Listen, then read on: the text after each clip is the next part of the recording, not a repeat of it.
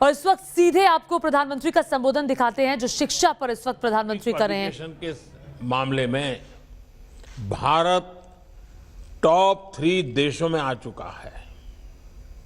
PhD करने वालों की संख्या और स्टार्टअप का इकोसिस्टम के मामले में भी हम दुनिया में टॉप 3 में पहुंच चुके हैं।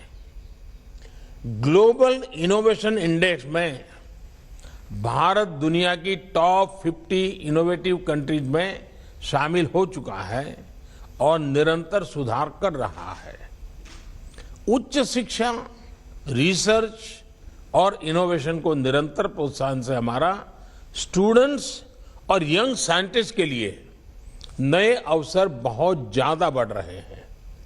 और अच्छी बात ये भी है कि R&D में बेटियों की भागीदारी में एक अच्छी संतोषकारक वृद्धि देखने को मिल रही है।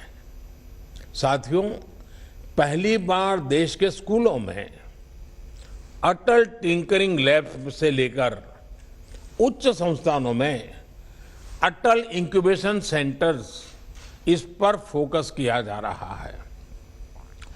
देश में स्टार्टअप्स के लिए हैकेथॉन्स की नई परंपरा देश में बन चुकी है, जो देश के युवाओं और इंडस्ट्री दोनों के लिए बहुत बड़ी ताकत बन रही है।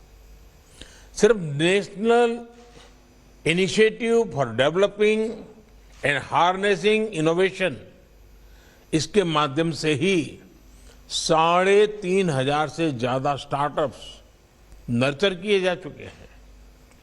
इसी तरह the national super computing mission के तहत परम शिवाय, परम शक्ति और परम ब्रह्मा नाम से 3 super computer IIT BHU, IIT Kharagpur और आईसर पुणे में स्थापित किए जा चुके हैं। इस वर्ष देश के 1 दर्जन से ज्यादा संस्थानों में ऐसे सुपर कंप्यूटर स्थापित करने की योजना है।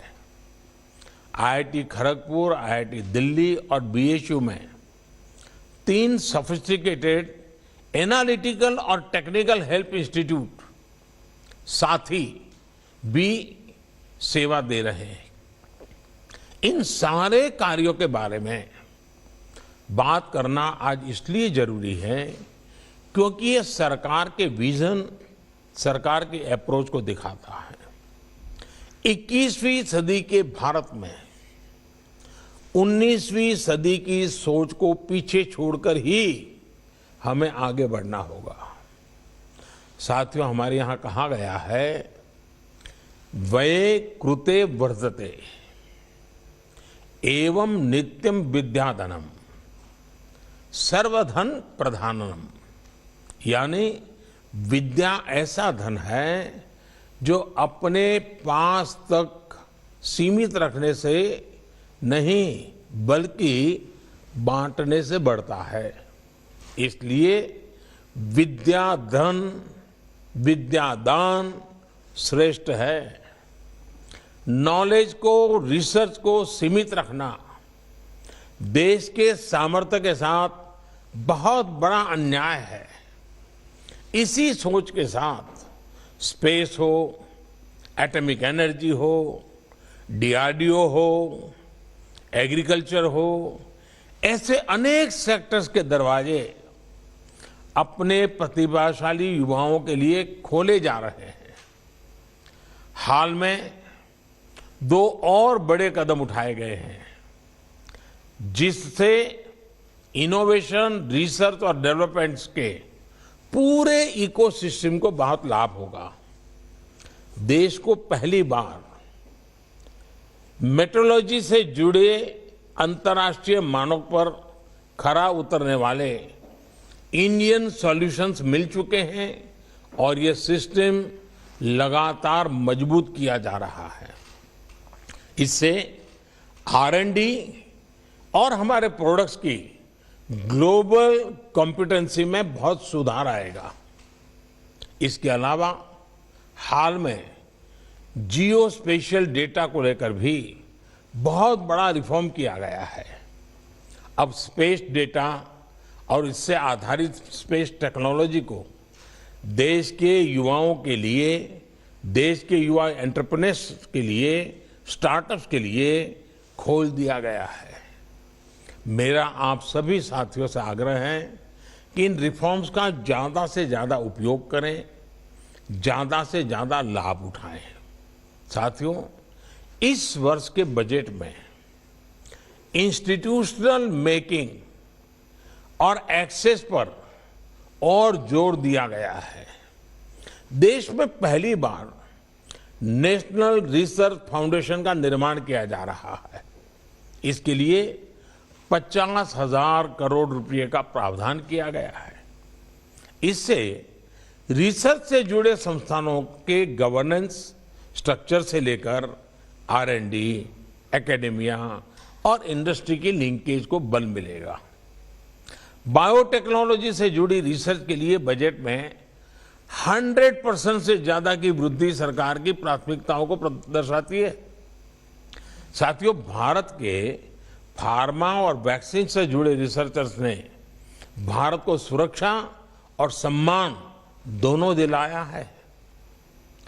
अपने इस सामर्थ्य को और सशक्त करने के लिए सरकार पहले ही 7 national institute of pharmaceutical education research को राष्ट्रीय महत्व के संस्थान घोषित कर चुकी है। इस सेक्टर में R&D को लेकर प्राइवेट सेक्टर की हमारी इंडस्ट्री की भूमिका बहुत प्रशंसनीय है। मुझे विश्वास है कि इस भूमिका का आने वाले समय में ज्यादा से ज्यादा विस्तार होगा। साथियों, अब बायोटेक्नोलॉजी के सामर्थ्य का दायरा देश की खाद्य सुरक्षा, देश के पोषण, देश की कृषि के हित में कैसे व्यापक हो, इसके लिए प्रयास किए जा रहे हैं। और एफोर्डेबिलिटी, एक्सेस की एक बहुत बड़ी पूर्व शर्त होती है। एक और बात जिस पर हमें फोकस करना है वो है ग्लोबल को लोकल के साथ इंटीग्रेट कैसे करें। आज भारत के टैलेंट की पूरी दुनिया में बहुत डिमांड है। इसके लिए जरूरी है कि ग्लोबल डिमांड को देखते हुए स्किल सेट्स की मैपिंग हो और उसके आधार पर देश में युवाओं को तैयार किया जाए। इंटरनेशनल कैंपसेस को भारत में लाने की बात हो या फिर दूसरे देशों की बेस्ट प्रैक्टिसेस को कोलैबोरेशन के साथ अडॉप्ट करना हो, इसके लिए हमें कंधे से कंधा मिलाकर चलना होगा। देश के युवाओं को इंडस्ट्री रेडी बनाने के साथ साथ नई चुनौतियां, बदलती टेक्नोलॉजी के साथ स्किल अपग्रेडेशन करने के प्रभावी मैकेनिज्म के बारे में भी एक संगठित प्रयास की जरूरत है। इस बजट में ईज ऑफ डूइंग अप्रेंटिसशिप, इस प्रोग्राम से भी इंडस्ट्री और देश के युवाओं को बहुत लाभ होने वाला है।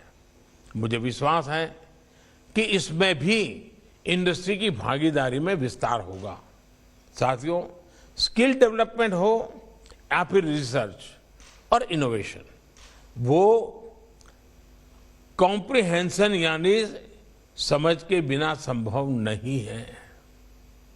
इसलिए नई राष्ट्रीय शिक्षा नीति के माध्यम से देश के एजुकेशन सिस्टम में ये सबसे बड़ा सुधार लाया जा रहा है।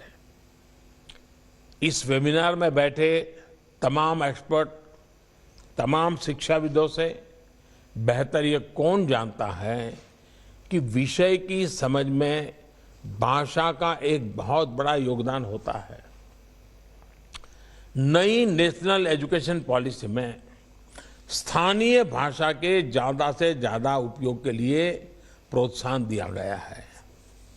अब ये सभी शिक्षाविदों का, हर भाषा के जानकारों का दायित्व है कि देश और दुनिया का बेस्ट कंटेंट भारतीय भाषाओं में कैसे तैयार हो। टेक्नोलॉजी के इस युग में ये पूरी तरह से संभव है। प्राइमरी से लेकर उच्च शिक्षा तक भारतीय भाषाओं में एक बेहतरीन कंटेंट देश के युवाओं को मिले, ये हमें सुनिश्चित करना है। तो देश की शिक्षा नीति में बदलाव वक्त की जरूरत है और इसीलिए नई शिक्षा नीति लाई जा रही है जिसमें प्री नर्सरी से लेकर पीएचडी तक की शिक्षा में बदलाव होगा।